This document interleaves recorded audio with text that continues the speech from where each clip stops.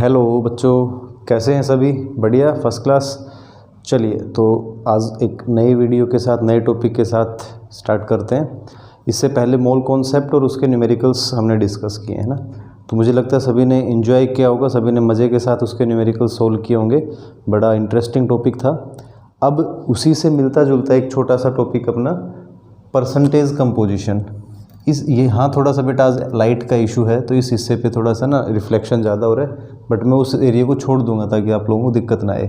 तो percentage composition मतलब क्या है? परसेंटेज कंपोजिशन का कि किसी भी कंपाउंड का टोटल मास यदि हमें पता है, if we know the total mass of the compound, any compound, and you have told to find out the percentage of any element in that compound, मतलब उस कंपाउंड में किसी एक एलिमेंट का परसेंटेज कितना है, यदि आपसे पूछा जाए तो आप कैसे कैलकुलेट करेंगे?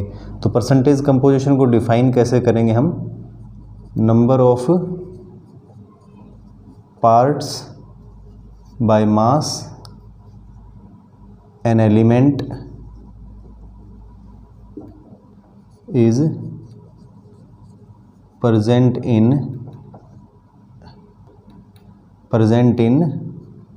100 parts of the compound. 100 parts में उस पर्टिकुलर एलिमेंट का कितना पार्ट है, नंबर ऑफ पार्ट्स कितना है, उसका हिस्सा कितना है, जैसे है ना। तो percentage of any element in the compound यदि कैलकुलेट करना है तो फॉर्मूला क्या लगाएंगे हम? Mass of the element upon में molecular mass of the compound into 100। Simple, ठीक है। फॉर एग्जांपल यहाँ पे हम वाटर का ले लेते हैं H2O, ठीक है। तो अभी H2O का मोलिकुलर मास तो हमें पता है कितना है, मोलर मास 18 है ना, सभी को पता है। 18 U लगा सकते हैं, ग्राम मोलिकुलर मास है तो 18 ग्राम बोल सकते हैं। अब यदि ये कहा जाए तुमसे कि what is the percentage of hydrogen in H2O, mass percentage या परसेंटेज ऑफ हाइड्रोजन, तो कैसे कैलकुलेट करेंगे? सिंपल सा है, percentage of hydrogen in H2O is equal to क्या हो जाएगा अभी? 18 जो मास है, 18 ग्राम किसका? वाटर का। तो इस 18 ग्राम में हाइड्रोजन का मास कितना है? देखो हाइड्रोजन का मास यहाँ पे हमें पता है 2 divided by molecular mass of water 18 into 100। तो इसको आप सोल्व कर लेंगे, आपके पास आपका आंसर आ जाएगा। आई थिंक ये आएगा, जब इसको सोल्व करेंगे तो 11.18%, ठीक है। अब यदि ऑक्सीजन का मास परसेंटेज पूछा जाए तो यहाँ पे मास ऑफ हाइड्रोजन की प्लेस पे हम रख देंगे मास ऑफ ऑक्सीजन 16/18 इंटू 100, तो वो आ जाएगा हमारा मास परसेंटेज ऑफ ऑक्सीजन, ठीक है। अब एक दो क्वेश्चंस मैं आपको करने के लिए देता हूँ, आप लोग उनको सोल्व करेंगे और उनके आंसर्स आप मुझे कमेंट सेक्शन में बताएंगे मास परसेंटेज कैलकुलेट करने के लिए। तो देखो एक दो अच्छे क्वेश्चंस मैं देता हूँ आपको। Calculate the percentage composition of various elements, calculate the percentage composition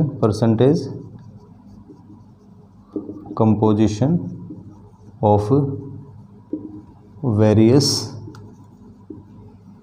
elements in the following compound,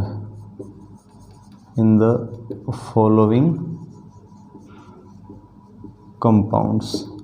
तो यहाँ पे फर्स्ट एलिमेंट हमारे पास है, आपको इनके नेम्स भी पता लग जाएगा। ब्लू विट्रोल, अभी ब्लू विट्रोल क्या होता है, किसको बोलते हैं? ये होता है कॉपर सल्फेट, ठीक है, copper sulphate, hydrated copper sulphate CuSO4 5H2O. Second आपके पास है ग्रीन विट्रोल, फेरस सल्फेट को बोलते हैं ग्रीन विट्रोल, FeSO4.7H2O। यहाँ तुम्हें क्या करना है, हर एलिमेंट का परसेंटेज, मास परसेंटेज कैलकुलेट करना है, ठीक है, परसेंटेज कंपोजिशन। सी थर्ड पार्ट यहाँ पे दिया हुआ है वाइट विट्रोल। तो वाइट विट्रोल क्या होता है हमारा? जिंक सल्फेट, ZnSO4.5H2O, ठीक है भाई। नेक्स्ट उसके बाद तुम्हारे पास है इथेनॉल, डी में इथेनॉल, फॉर्मूला इसका C2H5OH। और लास्ट फिफ्थ पार्ट हमें जो गिवन है वो है मोहर्स साल्ट,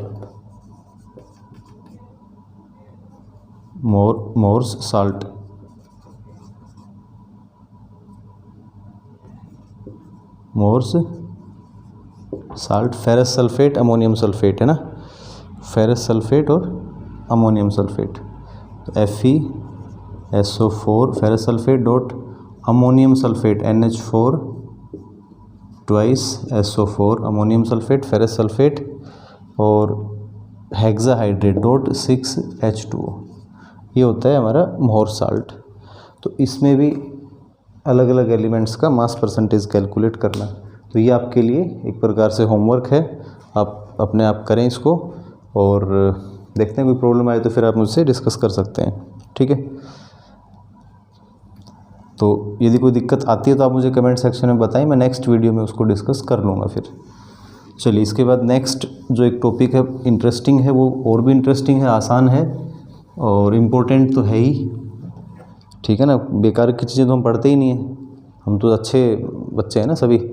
तो केमिस्ट्री में जो इम्पोर्टेंट चीज़ें हैं, जो मतलब केमिस्ट्री जब पढ़ रहे हैं तो केमिस्ट्री सारी ही अच्छी है, यूज़फुल है, तो सारा ही कुछ पढ़ रहे हैं तो सारे अच्छा पढ़ रहे हैं। नेक्स्ट टॉपिक हमारा एम्पिरिकल एंड मॉलिक्यूलर फॉर्मूला। देखो कोशिश मेरी ये है कि आप लोगों को समझ में आए, अच्छे से समझ में आए, इसके लिए मैं पूरा ईजीएस्ट वे में इसको एक्सप्लेन करने की कोशिश कर रहा हूँ। लेकिन फिर भी कहीं कोई दिक्कत आती है तो आप पूछें, कमेंट करें और कमेंट्स का रिप्लाई मैं करूँगा, जैसे ही कोशिश करूँगा तुरंत। काफ़ी काम रहता है, वैसे स्कूल भी जाना होता है और काफ़ी चीज़ें हैं, लेकिन फिर भी टाइम निकाल के मैं करूँगा, है ना। तो सबसे पहले एम्पिरिकल फार्मूला क्या होता है इसकी बात करें। द सिंपलेस्ट रेशियो ऑफ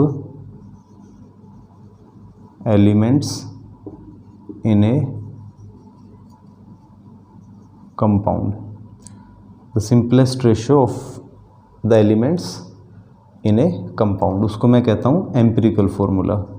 उस रेशियो को हम कहेंगे एम्पिरिकल फार्मूला। जैसे फॉर एग्जांपल मैं बात करता हूँ कि हमारे पास है ग्लूकोज,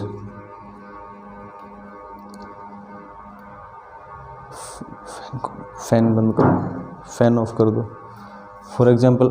फॉर एग्जांपल हमारे पास है glucose,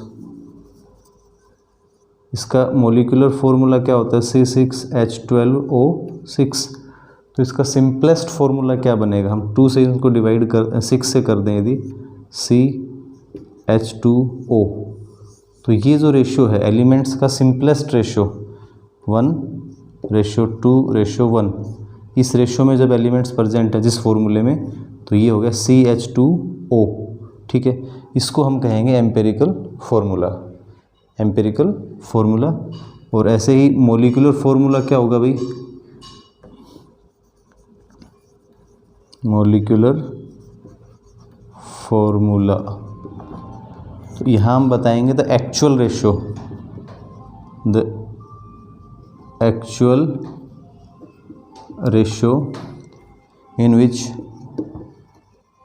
in which different elements are present in the compound,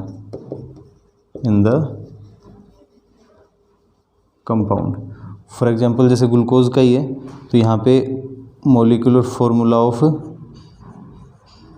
glucose क्या हो गया, C6H12O6, तो 6:12:6। तो ये जो है ये हमारा इस रेशियो में जब एलिमेंट्स प्रेजेंट हैं तो वो क्या हो गया, हमारा मॉलिक्यूलर फॉर्मूला हो गया। ठीक है, इसके बाद relationship between empirical formula and molecular formula, relationship between empirical formula and molecular formula, short में लिख रहा हूँ मैं EF and MF, empirical formula and molecular formula. तो यहाँ पे ध्यान रखना हमेशा molecular formula is equal to N into empirical formula. अब ये N क्या है, व्हाट इज N हेयर, तो दिस N इज N क्या होगा हमारा, N is equal to molecular mass.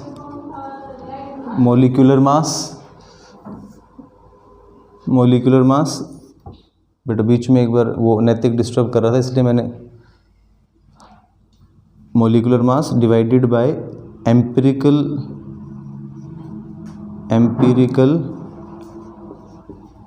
Formula mass. ठीक है, जैसे फॉर एग्जांपल यदि हम बात करें, एग्जांपल लेते हैं यहाँ पे, तो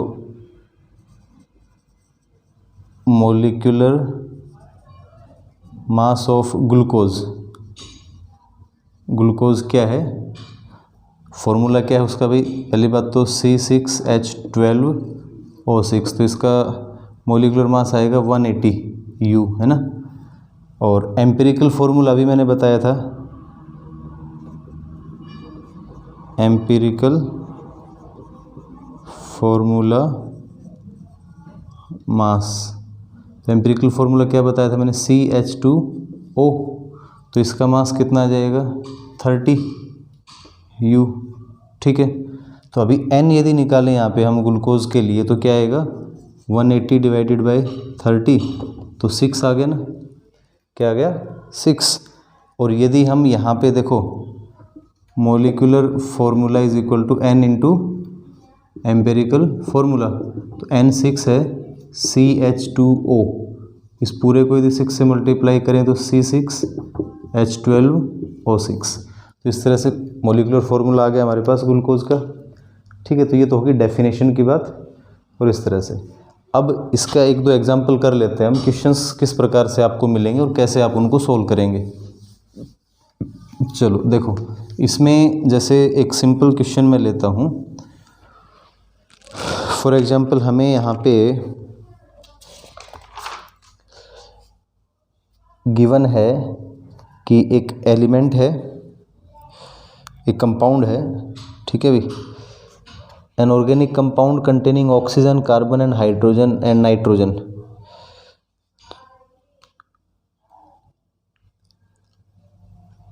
आप कोई भी क्वेश्चन अपनी बुक से ले सकते हैं। उसमें देखो करना क्या है, एक टेबल टाइप से हम बनाएंगे।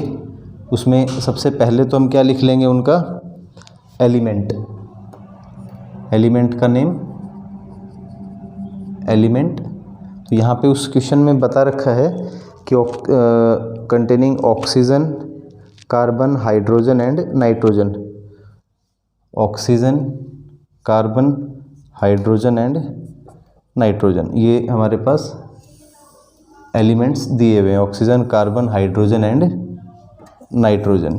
ठीक है बेटा, अब क्या करेंगे हम, सेकंड कॉलम में हमें क्या लेना है, सेकंड कॉलम में हम यहाँ पे उसका लिखेंगे परसेंटेज कंपोजिशन, परसेंटेज कंपोजिशन। ठीक है बेटा, परसेंटेज कंपोजिशन। तो इस क्वेश्चन में जैसे परसेंटेज कंपोजिशन दिया हुआ था तुम्हें कि भाई ऑक्सीजन वहाँ पे है, मतलब परसेंटेज कंपोजिशन तुम्हें दिया हुआ था किस किस का, नाइट्रोजन 20%, नाइट्रोजन कितना था 20, ठीक है। कार्बन 6.7 और हाइड्रोजन वहाँ पे है 46.67 और बाकी जो बच गया वो है ऑक्सीजन। तो इन तीनों को ऐड करो, तीनों का परसेंटेज ऐड करके 100 में से माइनस कर देंगे तो ऑक्सीजन का आ जाएगा। तो ये तुम्हारे पास ऑक्सीजन का जो मास परसेंटेज आएगा ये आएगा 26.63, ठीक है, 26.63। तो इस तरह से मास परसेंटेज या परसेंटेज कंपोजिशन उन एलिमेंट्स का अलग अलग हम वहाँ पे हमें क्वेश्चन में दिया हुआ है, वो हमने नोट डाउन कर लिया। उसके बाद थर्ड कॉलम में हम लिखेंगे उनका एटॉमिक मास,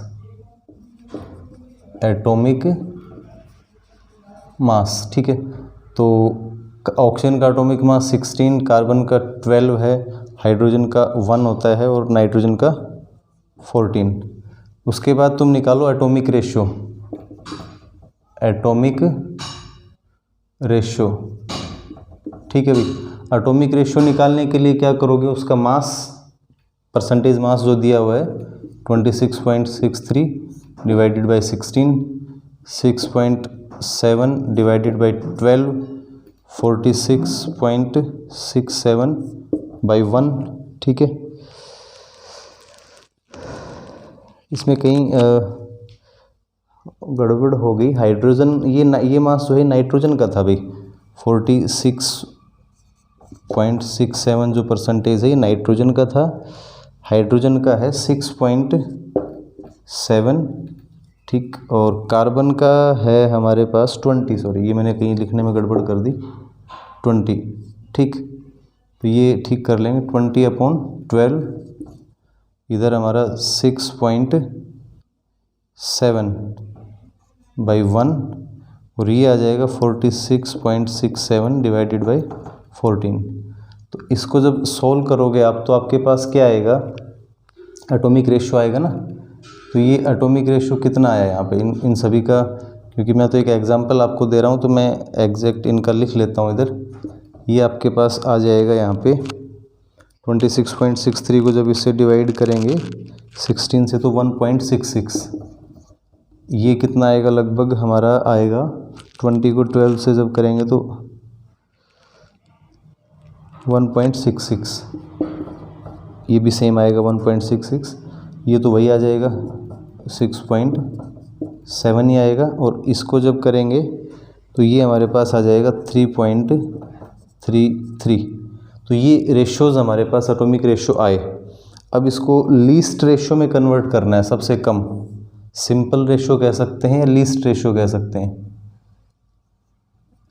ठीक है भाई। क्या लिख सकते हो, सिंपल रेशियो या लीस्ट रेशियो। तो सिंपल या लीस्ट रेशियो में कन्वर्ट करने के लिए क्या करेंगे, जो एटॉमिक रेशियो हमारे पास आए सभी के ना, उनमें सबसे स्मॉल कौन सा है, तो सबसे छोटी वैल्यू यहाँ पे 1.66 ही है, तो सबसे स्मॉल वैल्यू से सभी को डिवाइड कर दो, 1.66 डिवाइडेड बाई 1.66, 1.66 डिवाइडेड बाई 1. क्योंकि जब सभी को एक ही नंबर से डिवाइड करेंगे तो रेशियो पे कोई इफेक्ट नहीं पड़ता, सेम रहता है ना। 6.7 डिवाइडेड बाई 1.66, 3.33 डिवाइडेड बाई 1.66, तो ये क्या आ गया, 1 आ गया, ये भी हमारा 1 आ गया। ये कितना आ जाएगा, इसको जब देखोगे आप तो ये आएगा 4, ठीक है भाई। और ये आएगा हमारा लगभग 2 आ जाएगा ना, ये हमारा 2 आ गया।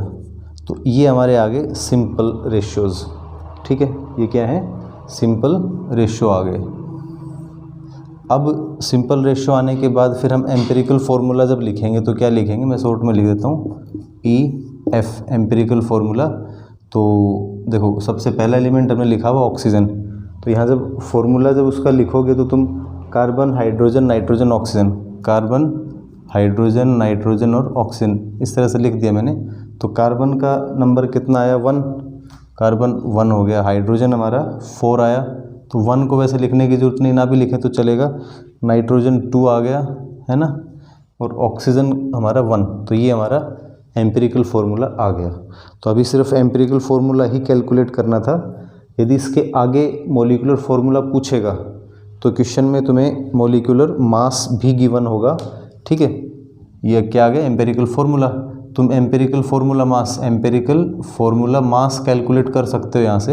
एम्पेरिकल फार्मूला मास कैसे, कार्बन का 12 प्लस 1 इंटू कितने हैं 4 प्लस 14 इंटू 2 प्लस 16। तो इस तरह से हम एम्पेरिकल फार्मूला मास कैलकुलेट कर सकते हैं। और उसके बाद फिर क्या कर सकते हैं, एन कैलकुलेट कर सकते हैं, molecular mass divided by empirical formula mass.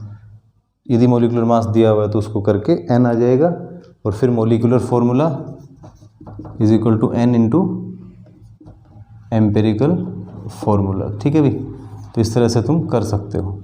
तो एक क्वेश्चन मैंने बता दिया है आपको, प्रॉब्लम इस तरह से करनी है। इससे रिलेटेड क्वेश्चंस आज आप कीजिए। एम्पेरिकल फार्मूला क्या होता है, सिंपलेस्ट रेशियो में जब एलिमेंट प्रेजेंट होते हैं, किसी भी कंपाउंड के अंदर जो एलिमेंट्स प्रेजेंट हैं उनको सिंपलेस्ट रेशियो में रिप्रेजेंट कर दें तो वो हो जाएगा हमारा एम्पेरिकल फार्मूला। और उसके बाद जो एक्चुअल रेशियो है वो मॉलिक्यूलर फार्मूला होता है। उनमें रिलेशन क्या है वो मैंने बता दिया। न्यूमेरिकल आप कीजिए, कोई भी प्रॉब्लम आती है कमेंट सेक्शन में मुझे बताइए, ठीक है। चलिए, तो अगले वीडियो में मिलेंगे, तब तक के लिए बाय।